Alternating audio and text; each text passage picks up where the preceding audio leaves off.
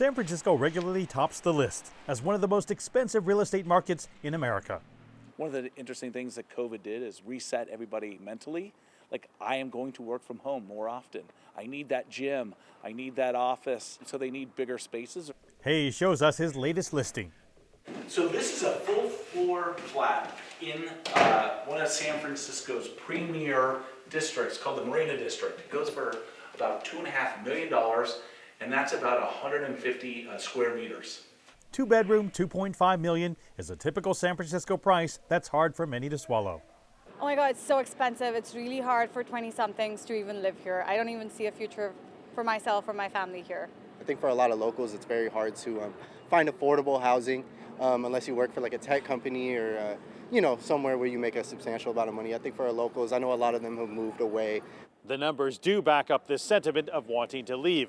According to real estate brokerage Redfin, in the first quarter of this year, San Francisco topped the list of metropolitan areas for home buyers moving to another city.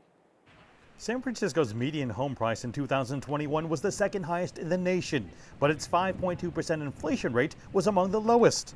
Phoenix, Atlanta, and Miami were ranked 1, 2, and 3 in highest rates of U.S. inflation, but were still among the top 10 destinations for American homebuyers.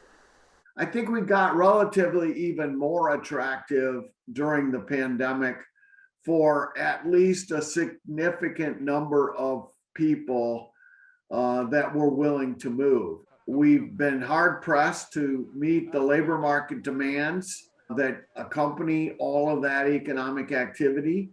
And as a result, prices have gone up pretty dramatically. Ironically, lower housing prices have been magnets to cities where the cost of living has now in turn been rising the most.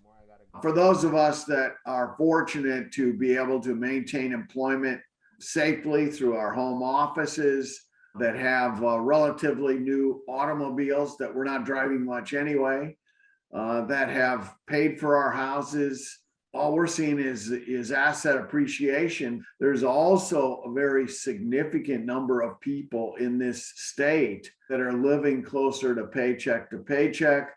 Would you be surprised to know that San Francisco's inflation compared to other metropolitan areas is actually quite low?